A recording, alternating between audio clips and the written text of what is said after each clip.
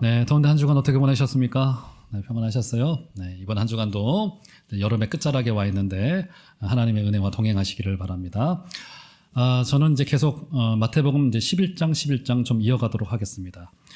근데 주님의 초기의 사역이 이제 마무리되고 주님은 당신의 사역을 이제 중기로 이어가게 됩니다. 주님의 사역을 뭐 전반기, 이제 중반기, 후반기로 나누게 된다면 정말 중반기는 정말 치열한 이제 피를 튀기는 그 논쟁. 이제 마태복음 12장에 등장하게 되겠지만 이제 마태복음 12장부터 본격적으로 주님을 잡아주길 의논을 하더라. 뭐 그런 말이 등장할 정도로 이제 주님의 사역은 여러 사람들에게 인지가 되어지고 있고, 그리고 그것에 대한 반응은 이제 극과 극으로 나눠지게 된다고 볼 수 있을 것 같습니다. 마태복음 11장과 12장은 중기 사역으로 들어감과 동시에 이제 주님의 초기 사역을 전부 다 마치고 제자들을 저녁으로 파송을 하면서 그 파송의 결과 주님의 예수 운동에 관한 여러 사람들의 그 의견과 그 반응들이라고 좀 볼 수 있을 것 같아요. 지난주는 누구의 반응이었죠? 누구의 반응이었어요? 바로 세례 요한의 반응이었습니다. 주님의 동역자와도 같았고 주님에게 세례를 베풀었던 세례 요한이었고 주님의 공생애의 그 문을 열었던, 오늘 본문에 의하면 오리라 한 바로 그 선지자 엘리야라고 볼 수 있을 것 같아요. 근데 그의 반응이 좀 뜨뜻미지근해요.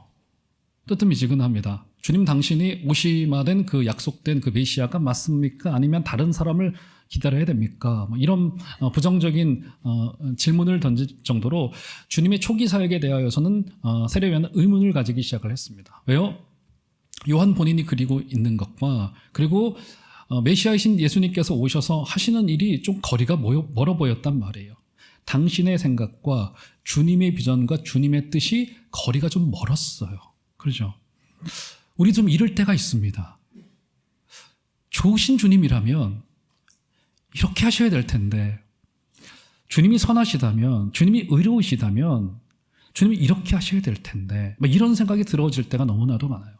제가 그래서 여기에 지난주에 조금 어려운 이름을 좀 붙여서 내용을 좀 설명을 드렸죠. 바로 이것이 지난 기독교 2000년의 역사 동안에 우리 기독교인들이 굉장히 하나님 앞에 고민했던 질문이기도 합니다. 바로 신정론이에요. 하나님의 정당성이라고 하는 말입니다. 신정론.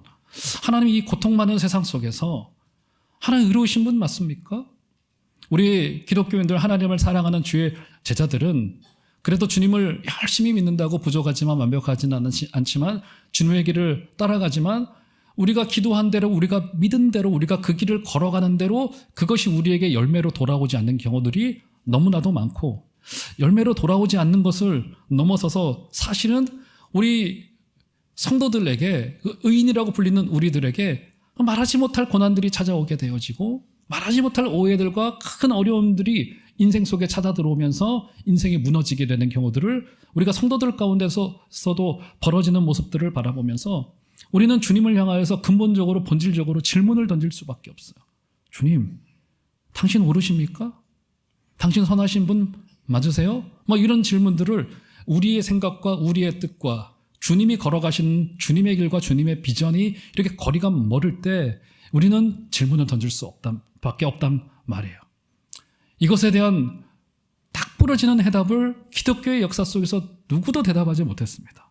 왜 저 성도에게, 저 사랑하는 분에게, 저 주의 사람에게 왜 저런 일이 벌어지게 되는 건가? 그 가운데는 하나님은 어떤 분이셨나? 이런 질문에 대한 대답을 딱 부러지게 내리기 어렵단 말이에요. 이 땅을 살아내면서 말이죠. 그래서 과거에 교부였던 여러분들도 한 번은 들어보셨을 만한 성 어거스틴이라고 하는 분도 이것에 대한 많은 고민을 가지고 아마 연구도 하고 기도도 했었던 것 같아요. 그러면서 그가 그 책 중에 한 가지 굉장히 중대한 문구 하나를 내놓습니다. 그 문구를 제가 뭐라고 소개를 해드렸죠? 뭐라고 소개했습니까? 걸으면 해결된다. 걷는 것이 답이다. 조깅하라는 말일까요? 그게 아니죠? 무슨 말이죠? 정말 희미하고 암흑가도 같고 때로는 고통으로 짙은 그 밤을 지나는 중에도 우리는 그분이 선하시다는 사실 하나만을 붙들고 주님의 오른손 붙들고 바로 앞길도 보이진 않지만 주님 손 붙들고 한 발자국 두 발자국 제자의 길, 믿음의 길을 걸어가 보는 거예요. 이것이 바로 이 고통 많고 질문 많은 세상 속에서 우리가 주님을 향해서 가져가야 될 굉장히 중요한 경건의 태도이리라 생각이 되어집니다.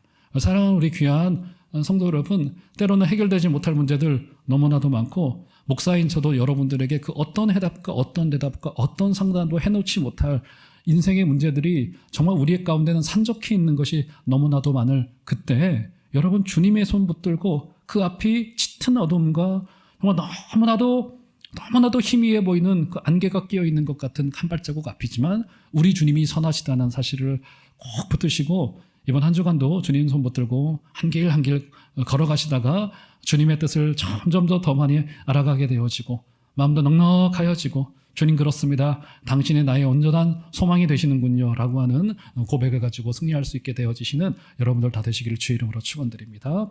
세례 요한의 반응이 조금 뜨뜻미지근했고 주님의 사역이 이해가 되지 않았었습니다. 자, 그래서 오늘 주님께서는 이어서 이 세례 요한과 이제 하나님의 나라의 관계에 대하여 몇 가지로 더 보충 설명을 좀 하시면서 도대체 이 세대의 좀 이따 등장하게 됩니다. 두 가지의 이제 극단적인 반응들이 있어요. 이 세대가 세례 요한과 주님의 사역에 대하여서 어떤 반응들을 보였는지에 대하여서 좀 보도록 할 텐데 먼저는 12절을 좀 보도록 하시죠. 12절을 보시면 자 12절 한번 12절 굉장히 유명한 문구인데 좀 이해가 어려워요. 한번 12절 다 같이 한번 한 소리로 좀 읽어보도록 하겠습니다. 시작. 세례 요한의 때부터 지금까지 천국은 침노를 당하나니 침노하는 자는 회하느니라. 예, 여러분 지금까지 이 12절을 어떻게 읽고 어떻게 이해해 오셨습니까? 어떻게 이해해 오셨어요? 이 본문은 이 천국이라고 하는 그 은혜의 나라를 소유하기 위해서는 침노할 정도의 열심을 가지고 이 천국을 사모해야 되고 하나님의 나라를 사모해야 되고 그 은혜를 사모해야 된다. 침노하는 자는 빼앗기 때문에 아마 그렇게 들어보신 분들이 많으시죠? 어떠세요? 그렇지 않으신가요? 1, 2부 성도들은 좀 고개를 끄덕이시던데 아마 그렇게들 많이 들어오셨고 저도 어릴 적 기억에 제가 섬겼던 담임 목사님이 그렇게 설교하셨어요. 요 본문을 놓고는 천국은 침노할 정도로 열심을 가지고 은혜를 사모해야 돼. 이게 뭐 맞는 말이기는 하지만 사실 오늘 본문하고 들어맞지는 않습니다. 자, 오늘 본문은 사실 해석이 굉장히 쉽지 않은데요. 여기는 크게 네 가지의 해석이 존재를 한다고 하는데 크게는 오늘은 뭐 네 가지를 다 소개해 드릴 수는 없고 결론만을 말씀을 드리겠습니다. 굉장히 이제 오늘 본문의 그 이제 문맥적인 것을 고려하고 언어적이고 신학적인 것을 고려하여서 제가 이제 새롭게 번역을 좀 해왔는데 한번 볼까요? 자, 올려줘 보실까요? 자, 12절을 이렇게 읽으시면은 가장 적절할 것 같아요. 한번 다 같이 좀 읽어보도록 하겠습니다. 시작.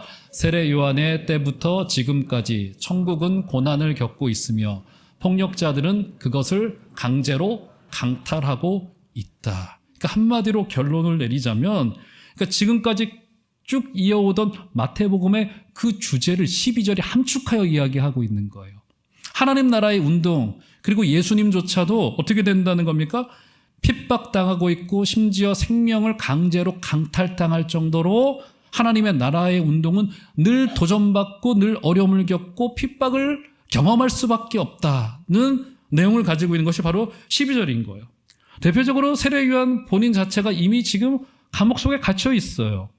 하나님 나라의 운동을 열심히 했고 복음을 열심히 전했지만 요한은 여전히 감옥 속에 있고 그죠? 악인에 의하여서 의인이 갇혀 있는 상황인 거란 말이에요. 우리 주님이 지금 그것을 묘사하고 있는 거란 말이에요. 때로는 교회들은 악한 자들의 폭력을 경험하게 될 것이고요. 아주 다양한 방식으로 하나님의 나라는 도전받게 되어지고 유혹 앞에 서게 되어질 것이고 고난 앞에 서게 되어질 거예요. 여기 아마 그런 분들 계실 거예요. 특히 믿음의 첫 세대들. 어떻습니까?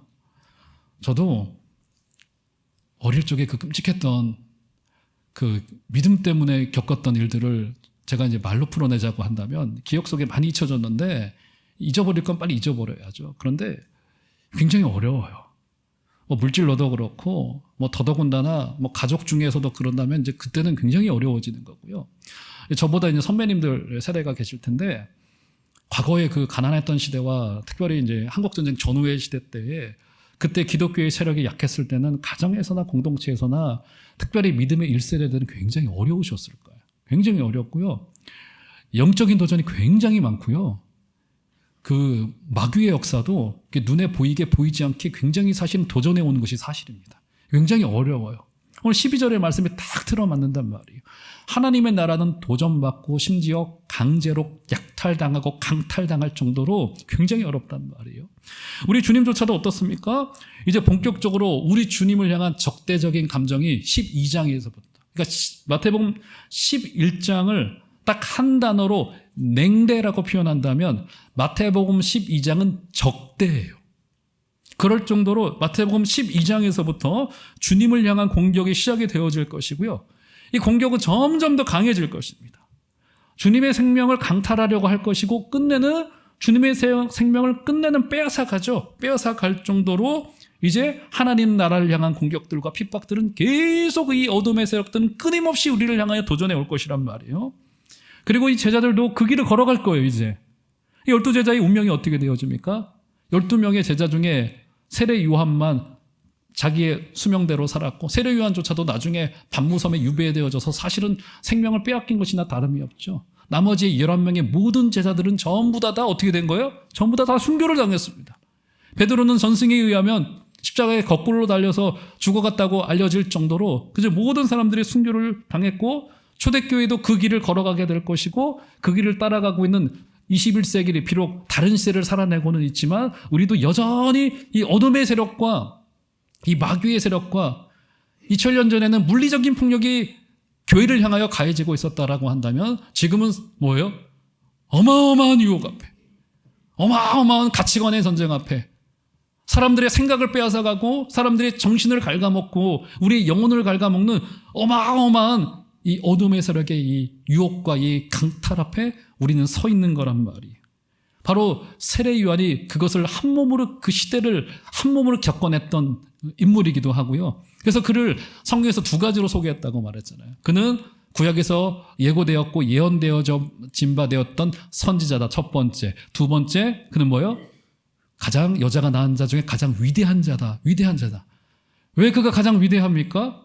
가장 큰 일을 했기 때문에요? 가장 탁월했기 때문에? 그렇지 않죠? 그는 구약의 문을 닫고 예수께서 오실 길을 주님께 직접 세례를 베풀므로 말미암아 주님의 사역의 문을 열었던 자였기 때문에 구약의 선지자 누구도 보지 못했던 그림자로만 보았던 예수 그리스도를 직접 보고 그 문을 열었기 때문에 성경은 그를 가장 위대하다고 표현하고 있단 말이에요.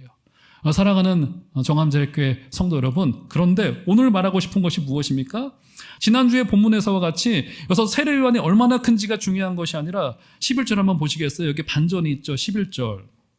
세례 요한보다 큰 이가 일어남이 없도다. 그러나 천국에서는 극히 작은 자라도 그보다 크니라. 누굴 이야기하고 있는 거예요? 이 정도면요 우리가 깜짝 놀라야 됩니다. 내가 제일 크다고? 구약의 모세보다, 다윗보다, 기드온보다, 그죠? 에스겔보다, 예레미야보다, 저 세례 요한보다 누가 더 크다고요? 우리가 더 크대요. 우리가 왜 더 큰 겁니까? 우리가 세례 요한보다 더 큰 일을 한 거예요? 뭐 그러지 못할 거예요. 그죠? 근데 우리가 왜 더 큰 거예요? 왜? 우리는 이제 주님과 직접 교제하여 주님과 직접 교제의 자리로 들어갈 수 있기 때문에 이것이 우리의 위상이에요. 그죠? 사랑하는 우리 종암제일교회 성도 여러분, 주님과 직접 교제할 수 있고 주님과 직접 만날 수 있는 주님과의 그 특권을 누리시게 되시는 은혜가 있기를 주의 이름으로 축원드립니다. 그래서요 오늘 성경 한 군데 좀 올려줘 보실까요? 히브리서 4장 16절을 보시면 이제 보시면 자 이렇게 우리의 위상을 설명을 합니다. 한번 다 같이 한 소리로 좀 읽습니다. 시작. 그러므로 우리는 긍휼하심을 받고 때를 따라 은혜를 얻기 위하여 은혜의 보좌 앞에 담대히 나아갈 것이니 할렐루야. 우리의 위상이 뭐예요? 은혜의 보좌 앞에 언제든지 누구라도 담대히 나아가는 자에게 우리 주님 만나주시겠다는 거예요. 이게 바로 히브리서 4장이 우리에게 약속하고 있는 바이고요. 저 그림은 어떤 그림이냐면요. 성소와 지성소를 가리던 이만큼 두꺼운 휘장이 하나가 있었습니다. 그죠? 지성소의 휘장이라고 불렸어요. 휘장이 있었단 말이에요. 1년에 딱 한 차례 대제사장만이 들어갈 수 있는 공간이었단 말이에요. 은혜의 공간이었단 말이에요. 그죠? 그런데 십자가 사건이 벌어질 때 어떤 일이 벌어지게 됩니까? 이 휘장이 어떻게 되어져요? 찢어져요.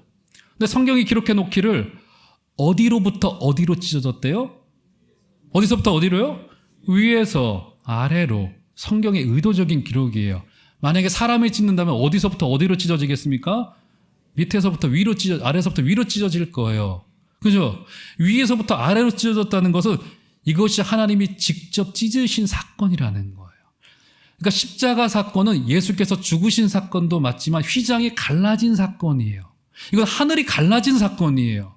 하나님과 우리 사이를 갈라놓고 있었던 그 장막이 걷어진 사건이에요. 그러니까 여기 하나님의 의도가 무엇입니까? 무엇이에요? 하나님이 이 휘장을 찢으시고는 어떻게 하시는 거예요? 일로 와, 이렇게 우리 부르시는 거예요. 일로 와, 거기 있지 말고 일로 와, 일로 들어와. 난 너와 교제하기를 원한다. 난 너와 만나기를 원한다. 우리가 만나시기를 원해, 하나님께서. 하나님, 우리가 왜 만나시기를 원하죠, 여러분? 누가 누구랑 만납니까? 만나는 이유가 뭐예요? 사람이 왜 만나죠? 만나서 왜 식사를 합니까? 사랑하니까. 이 이유밖에 없는 거예요. 하나님께 휘장을 가르시고는 부르시는 거예요. 나와 교제의 자리로 들어오자. 주님이 우리를 써먹으려고 우리를 부르시는 게 아니에요. 이 자리에 와서 내가 너 안에 있고 싶고 너가 내 안에 있는 거구나. 나와 교제의 자리로 들어가자고 담대히 은혜의 보좌 앞에 나가서 누구든지 하나님께 우리의 것을 구할 수 있는 특권을 우리 하나님께서 주셨습니다. 그래서 사랑하는 귀한 정함제일교회 성도 여러분, 권리는요, 활용할 때 그 권리가 내게 됩니다. 우리 국가 국민으로서 가지고 있는 이 투표권은요, 투표를 해야지 내 권리예요. 투표를 안 하면 이 권리가 아니에요. 주님과 교제할 수 있는 특권도 마찬가지입니다. 이 특권을 내가 직접 활용하고 누려야지만 이것이 나의 권리가 된단 말이에요. 이번 한 주간에도 이 주님 앞으로 나아가서 주님께 담대히 구하여 주시고 주님과 자주 소통하고 자주 만나 주시고 주님의 은혜를 누리게 되시는 복된 여러분들 되시기를 주의 이름으로 축원드립니다. 주님과 자주 만나게 되면 어떻게 될까요? 사람이 자주 만나면 어떻게 됩니까? 여러분 제일 자주 만나는 사람이 누구예요? 부부잖아요. 부부잖아요. 그렇지 않습니까? 부부가 자주 만나게 되면 어떤 일이 벌어지게 됩니까? 싸워요. 와. 이건 1, 2부 때는 그렇게 말씀 안 하셨는데. 너무 놀랐는데요. 저 뒤에서 분명히 권사님 한 분이 큰 소리로 싸워요 그랬어요. 이거 어떻게 진행을 해야 되죠? 부부가 만나면, 사람이 자주 만나면 닮아요. 맞잖아요. 신기합니다. 닮아요. 우리가 하나님과의 교제 자리로 가잖아요. 주님 닮아요. 주님의 뜻을 알게 되어져요. 하나님을 닮아요. 그분의 온유와 겸손을 그냥 담게 되고 닮지 말라고 해도 담게 되고요. 그분의 절제를 담게 되어지고요. 우리 귀하신 우리 종암제일교회 성도 여러분, 주님 앞에 깊게 나가서 주님의 성품을 담고 주님의 그 사랑의 자리로 나아가게 되시는 복된 여러분들 되시기를 주의 이름으로 축원드립니다. 자, 그랬단 말이에요. 자, 그러면 요한이 그런 자였는데, 우리도 그런 자였단 말이에요. 하나님 나라에 가장 적합한 자였는데, 그런데 그 시대가 요한과 주님을 어떻게 처리했는지를 한번 볼까? 어떻게 반응을 했는지를 한번 좀 보았으면 좋겠는데, 주님이 그 부분을 비유로 설명을 하십니다. 자, 16절과 17절을 보시면, 자, 굉장히 이것도 유명한 비유죠. 한번 16절, 17절 한번 다 같이 한번 한 소리로 좀 읽어보도록 하겠습니다. 시작. 이 세대를 무엇으로 비유할까? 비유하건대 아이들이 장터에 앉아 제 동물을 불러 이르되 우리가 너희를 향하여 피리를 불어도 너희가 춤추지 않고 우리가 슬피 울어도 너희가 가슴을 치지 아니하였다 함과 같도다. 예, 주님께서 16절도 한번 눈을 더 보시겠어요? 이 세대를 무엇으로 어떻게 하겠다고요? 이제 마태복음 13장에 그 유명한 비유장이 등장을 합니다. 저에게는 에베레스트 산과도 같아요. 굉장히 좀 어렵습니다. 비유. 그런데 굉장히 은혜로워요.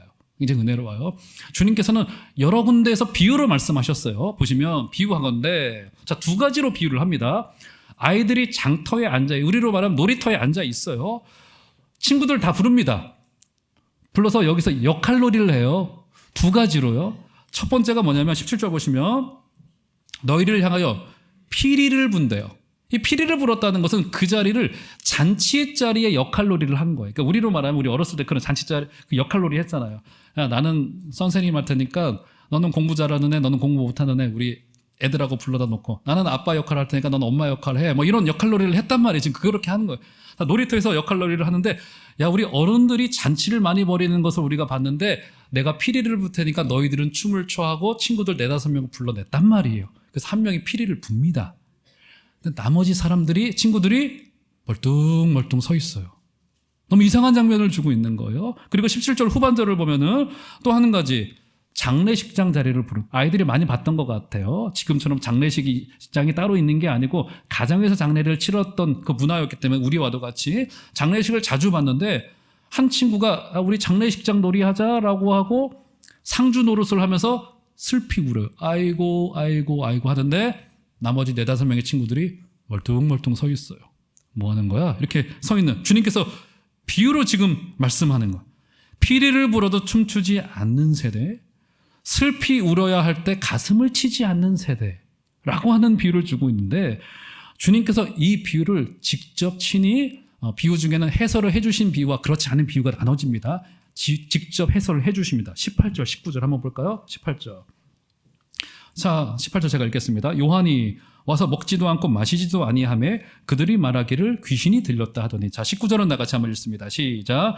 인자는 와서 먹고 마시며 말하기를 보라 먹기를 탐하고 포도주를 즐기는 사람이요 세리와 죄인의 친구로다 하니 지혜는 그 행한 일로 인하여 옳다함을 얻느니라. 아하, 이 두 가지의 비유는 한편으로는 세례 요한의 사역을 묘사한 거고요. 그러니까 장례식장에서 애곡하는 그러니까 세례 요한은 주로 좀 애통의 사람, 슬픔의 사람, 분노의 사람이었었어요. 그러니까 이 세례 요한은 좀 슬픔, 시대를 향한 그 슬픔을 가지고 있었고요. 주님의 사역은 물론 주님에게도 애곡이 있었지만 일반적으로 보편적으로는 주님은 희열과 기쁨의 사역이었단 말이에요. 이 두 가지의 주님의 사역과 세례 요한의 사역을 비유로 말씀하신 거구나를 주님께서 직접 설명하여 주신 거란 말이에요. 자, 그래서 정확히 세례 요한과 주님의 사역을 비유로 말씀하신 것인데 세례 요한은 주로 애통과 절제를 통하여서 그 시대를 향하여서 메시지를 보여줬습니다. 그리고 주님은 주로 잔치자리를 여러 군데서 벌이시면서 특별히 죄인과 세리들과 창녀들을 부르시면서 주님께서 잔치를 벌이시면서 또 포도주를 활용하시면서 기쁨과 회복의 모습을 주로 보여주셨던 이 사역을 주님께서 보여주셨단 말이에요. 자, 그럼 각각을 좀 살펴보도록 하시죠. 먼저 세례 요한의 그 절제의 사역, 좀 절제의 삶을 좀 살펴보도록 할까요? 그는 SNF파이기도 했고요. 주로 이제 절제와 금욕과 슬픔과 좀 애통의 삶을 살았던 인물이에요. 자, 그것이 아주 결정적으로 상징적으로 드러나고 있는 구절 한 군데를 보시면 자, 마가복음 1장 6절 좀 올려줘 보실까요? 자, 이 모습을 세례 요한으로 묘사를 합니다. 한번 다 같이 좀 한 소리로 좀 읽습니다. 시작. 요한은 낙타털 옷을 입고 허리에 가죽띠를 띠고 메뚜기와 석청을 먹더라. 여기 굉장히 외모가 특이하죠? 또 굉장히 의미심장하게도 세례 요한의 다른 어떤 것보다도 여기서 일단 그의 외모가 이 마가복음의 문을 열면서 1장 6절이니까 세례 요한의 외모를 묘사하고 있어요. 외모도 굉장히 좀 특이합니다. 낙타털 옷을 입고 허리에 가죽띠를 띠고 있어요. 뭔가 좀 세례 요한의 신령한 모습을 조금 묘사하려고 하는 걸까요? 왜 이 모습을 묘사하고 있고 그가 주로 먹고 있는 주 음식도 메뚜기와 석청을 먹더라 이렇게 좀 밝혀내고 있단 말이에요. 도대체 이 의미가 뭘까냐는 거예요. 자, 그러면 구약에서 그와 굉장히 비슷한 외모를 가졌던 인물 한 명이 있죠. 볼까요? 열왕기하 1장 8절 한번 볼까요? 한번 다 같이 한 소리로 읽습니다. 시작. 그들이 그에게 대답하되 그는 털이 많은 사람인데 허리에 가죽띠를 띠었더이다 하니 왕이 이르되 그는 디셉사라. 아하, 예. 구약 성경의 엘리야의 모습이 세례 요한의 모습과 굉장히 유사하고 비슷해 보입니다. 엘리야는 몸에 아예 털 자체가 많은 사람이었었어요. 근데 세례 요한은 털이 많지 않아가지고 낙타털 옷을 입었던 것 같아요. 그리고 허리에는 가죽띠를 띠고 있었던 것은 굉장히 유사한 모습을 보이고 있단 말이에요.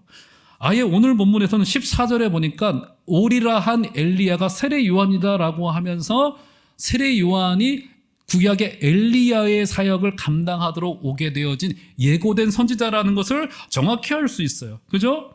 그러니까 지금 무슨 말이 되는 겁니까? 세례 요한은 정확히 자기의 사명과 자기의 소명을 알고 있었던 사람이에요. 여러분 최고의 행복자가 누굽니까? 자기 소명이 분명한 사람이에요. 자기 소명이 분명한 사람. 여러분 금은부화를 둘러도요. 자기 소명이 뭔지 모르는 사람은 사실은 생물학적인 수명을 늘려가는 것에 불과합니다. 제가 대학에 졸업할 때쯤에 IMF가 터졌어요. 기억납니다. 나라가 막 뒤집어지고 군대 제대하고 97년도에 난리가 났었어요. 그 전까지만 하더라도 웬만한 대학 졸업하면 다 취업이 됐고요. 특별히 공대나 이공계열 졸업하면 한 90%는 바로 그해 취업이 됐고 한 2, 3년 지나면 다 취업이 됐었던 90년대 호황기를 누렸던 시대고 저도 그것을 기대했죠. 그때 아직까지 군대 가기 전에는 그런 기대를 가졌었죠. 그때는 이제 군대에서 소명을 받았으니까. 제대하고는 저는 이제 어차피 신학교 가기로 결정을 했고 학교가 난리가 난 거예요. 난리가 났어요. 취업도 전부 다 문이 닫혀. 온 나라가 전부 다 아무것도 취업되는 사람이 한 반에 한두 명 있을까 말까 어마어마하게 어려운 때라 그때부터 대학원 붐이 불기 시작합니다. 그때부터 회계사 시험 준비하고 그래서 제 동기들 중에 회계사 시험을 준비하는 친구들이 그때 많았었습니다. 근데 갑자기 시험을 준비하다 보니까 시간이 필요하잖아요. 그래서 저는 뭡니까? 신학교 가기로 결정을 했어요. 신학교 가기로. 그랬더니 제 친구들이 저한테 뭐라고 했냐면 저한테 좋겠다고 합니다. 야 너는 그래도 돈은 많이 못 벌지만 그래도 너 길이 분명하잖아. 좋겠다 이렇게 말하더라고요. 그때는 약간 놀림반 진단반이라고 느꼈는데 지금 보니까 맞는 말이에요. 진짜 행복자였던 거예요. 사명이 분명한 사람은요 진짜로 행복자입니다. 지금 여러분이 계신 그 자리가요 주님이 보내신 자리라고 하는 믿음과 확신만 있다면요 나를 왜 그 사람의 아내로 보내줬지? 떠밀려서 온 거 아니고요. 실수 아니고요. 하나님이 나를 그 자리로 보내주신 거예요. 나를 왜 이 자녀의 아비로 보냈지? 왜 어려움을 주는 거지? 잘나서 온 거 아니고요. 못나서 온 것도 아니고 하나님 보내서 오신 거예요. 할렐루야. 사랑하는 우리 귀한 종암절교회 성도 여러분, 우리가 있게 된 그 자리가 하나님이 우리를 부르신 자리요, 소명의 자리요, 교회의 직분은 말할 바도 없는 겁니다. 하나님이 우리를 일하도록 부르신 부름의 자리라는 사실을 꼭 기억하시고 그 자리에서 충성하여 주시고 오직 하나님만을 바라봐 주시고 어떤 자리에 어떤 순간에 있던지 간에 우리 주님만을 인생의 우선순위 그 첫 번째의 자리에 두게 되시는 복되고 놀라운 결심이 있게 되기를 주의 이름으로 축원드립니다. 그러니까 세례 요한은 자신이 엘리야로 부름받은 것을 알았던 거예요. 게다가 그가 무엇을 먹는지도 여기 기록하고 있죠. 마가복음 1장 6절을 보시면 메뚜기와 석청을 먹었대요. 메뚜기와 석청이 무슨 말일까요? 메뚜기와 석청을 먹었다는 말이 도대체 무슨 말일까요? 메뚜기와 석청은요 그때 당시에 광야에서 흔하게 구할 수 있는 가장 흔한 음식이에요. 가만히 생각해보니까 이게 무슨 말이 되는 거냐면 이런 말이더라고요. 아, 이것은 세례 요한이 국밥을 먹었더라 이런 뜻이더라고요. 다 이거예요. 국밥 좋아하는 사람이었더라. 짜장면 한 그릇 좋아하는 사람이었더라. 우리로 지금으로 말하면 그거예요. 메뚜기와 석청을 먹었다는 것은 그의 삶이 단촐했다는 거예요.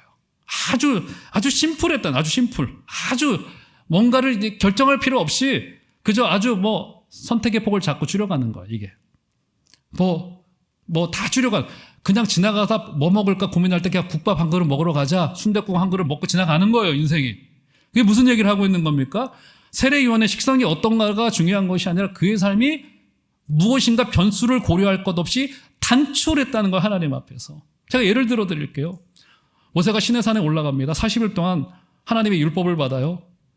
그 밑에서 시내산 밑에서 백성들이 무슨 짓을 하고 있었습니까? 막 금송아지를 세워가지고 우상을 세우고 난리부르스를 치고 막 큰일 나는 일들이 막 벌어지고 막 이런 일들이 벌어지고 있었단 말이에요. 모세가 산에서 내려가서 보니까 백성들이 난리를 치니까 십계명의 두 돌판을 백성을 향해 막 던져버립니다. 화가 막 잔뜩 나서 던져버립니다. 그리고는 레위 사람들을 동원하여서 우상 숭배자를 직결처단한단 말이에요. 직결처단합니다. 이때 하나님께서 모세를 통하여서 이스라엘 백성에게 중요한 것 한 가지를 요구케 하세요. 그게 뭔가를 볼까요? 자, 출애굽기 33장 5절 올려줘 보시면 한번 볼까요? 한번 다 같이 읽도록 하겠습니다. 시작. 여호와께서 모세에게 이르시기를 이스라엘 자손에게 이르라. 너희는 목이 곧은 백성인즉 내가 한순간이라도 너희 가운데 이르면 너희를 진멸하리니 너희는 장신구를 떼어내라. 그리하면 내가 너희에게 어떻게 할 것인지 정하겠노라 하셨습니다. 지금 무슨 말이에요? 내가 너희를 진멸할 것 같은데, 너희들을 회개해야 될 것 같은데, 회개와 더불어서 주님께서 무엇을 요구하세요? 장신구를 다 때려요. 귀걸이, 코걸이, 눈걸이, 팔찌, 반지 전부 다 때려요. 무슨 말일까요? 물론 이것은 당시의 우상숭배의 좀 상징이 있는 것들이라고는 볼 수 있을 것 같아요. 그렇죠? 그런데 그것을 넘어서서 이 장신구는 그들의 욕망의 결정체였었습니다. 그죠? 그거 전부 다 내려놓고 떼어내고 주렁주렁 달고, 그렇다고 여러분 가지고 계신 귀걸이 떼실 필요 없습니다. 상징이에요. 전부 다 떼어내고 하나님 앞으로 오라는 거예요. 무슨 말이 되어지는 겁니까? 하나님만을 집중하지 못하게 만드는 모든 것들을 전부 다 차단하고, 그리고 주님을 향하여서 깊이 몰입하여 들어갈 수 있도록. 복음을 흔히 로마서에서는 이것을 다이나마이트라고 헬라말로 표현을 하는데, 그만큼 강력한 힘을 가지고 있다는 거예요. 여기 다이나마이트가 왜 우리를 변화시키지 못하고 왜 우리를 폭파시키지 못하는 거죠? 왜요? 복음의 언저리에 있어요. 고려할 게 많아져요. 생각이 많아집니다. 저 도곡동에도 땅이 있고, 저기 의정부에도 땅이 있고, 주식에도 투자해 놨고, 저 바이오 주식에도 갖다 놨고, 매일 핸드폰 보면서 주식에 빨간색, 파란색 고려하고 있고. 안 돼요. 주님이 보이겠습니까? 되지 않아요. 여러분들이 그러실 거면 저도 그렇게 할게요. 안 돼요, 이거는. 삶이 단촐해야 됩니다. 그죠? 왜 다이나마이트 같은 복음이 우리를 변화시키지 못하고 복음의 피상성 속에 머물러 있고 우리는 늘 변함없는 한결같은 모습. 좋지 않은 표현이에요. 왜 그럴까요? 왜요? 늘 주님이 우리의 삶의 언저리에 있습니다. 주님과의 깊은 교제로 몰입의 관계로 들어가지 못하고 만단 말이에요. 사랑하는 귀한 성도 여러분, 우리 장신구를 다 떼어놓고 깊게 주님을 만나게 되어주신 은혜가 있기를 주 이름으로 축원드립니다. 그러면서 말씀의 결론으로 가볼까요? 자, 주님의 사역이요. 19절 다시 보시면, 인자는 와서 먹고 마시며 말하기를, 보라, 먹기를 탐하고 포도주를 즐기는 사람이요 세리와 죄인의 친구로다 하니 죄는 그 행한 일로 인하여 옳다함을 얻느니라. 우리 주님께서 세리와 죄인과 창녀들을 전부 다 모아다가 잔치자리를 여러 번 버리셨던 것 같아요. 그러자 경건하지 못한 먹보라고 하는 놀림을 바리새인들로부터 간간히 좀 받으셨던 것 같아요. 우리 주님께서는 이 잔치와 포도주의 회복을 통하여서 무엇을 보여주고 싶으셨던 겁니까? 당신이 하고 있는 이 복음 운동의 핵심과 엑기스와 엑기스를 전부 다 뽑아내면 딱 한 단어로 표현할 수 있는데, 그게 뭐냐면 기쁨이라는 거예요. 성경 속에서 포도주는 주님의 죽음도 상징하지만 기쁨을 상징하기도 한단 말이에요. 가나 혼인잔치에서 물을 변화시켜 무엇을 만드셨어요? 포도주. 그죠? 이것은 일종의 기적 사건이기도 하지만 주님의 사명 선언인 거예요. 이 복음은 나는 기쁨을 회복시키기 위하여 이 땅에 왔다는 주님의 사명 선언인 거란 말이에요. 그러니까 주님의 사역의 핵심은 죄인들, 어부들, 세리들, 창녀들 모아다가 잔치를 벌이시면서 주님께서 기쁨을 회복시키시고 이 땅에 그 누구도 줄 수 없는, 세상에 줄 수 없는 그 놀라운 희열과 놀라운 기쁨이 우리가 믿고 있는 이 기독교 복음 안에 있다는 사실을 주님께서 천명하신 거란 말이에요. 사랑하는 정함제일교회 성도 여러분, 우리가 제대로 믿고 바르게 믿으면 세상에 앗아갈 수 없는 기쁨이 우리 가운데 발견되어질 것입니다. 이번 한 주간에도 주님이 우리 안에 이미 그 기쁨을 주셨어요. 그것을 발견하시고 복음 안에서 주님과 누리시고 세상에 줄 수 없는 희열과 기쁨, 우리의 영혼의 얼굴에 묻어날 수밖에 없는 그 기쁨이 이번 한 주간에도 저와 여러분의 삶 속에 넘쳐나게 되기를 주 이름으로 축원드립니다. 마지막 결론이 19절 끄트머리쯤에 보세요. 이것은 꼭 보셔야 될 것 같습니다. 포도주를 즐기는 사람이요 세리와 죄인의 친구로다 하니 지혜는 그 행한 일로 인하여 옳다함을 얻느니라. 무슨 말을 하고 있는 거예요? 우리에게는 때로는 그 길을 가야 되는 애통이 있습니다. 세례 요한과도 같이. 또 세상이 이해할 수 없는 희열과 기쁨이 있어요. 이것이 우리의 삶에서, 우리의 가치관에서, 우리의 결단의 현장에서 묻어나오더라는 거예요. 지혜는 그 행한 일로 인하여 옳다함을 얻느니라. 우리의 결정의 순간에서 주님을 닮아가면서 사랑하는 귀한 성도 여러분, 때로는 애곡하여 주시고 이 땅을 바라보면서, 그러나 동시에 주님으로 인하여서 기뻐하시고 참된 희락주의자가 되어주셔서 이 땅에서 주님의 길을 걸어가다가 마지막 피니시 라인에서 좋으신 주님 만나서 정말 주님 그렇습니다. 제가 당신의 뜻대로 부족하지만 그래도 살아왔군요. 라고 하는 고백을 주님 앞에 드릴 수 있게 되어주시는 믿음의 우리 종말의 성도들 다 되어주시기를 주의 이름으로 축원드립니다.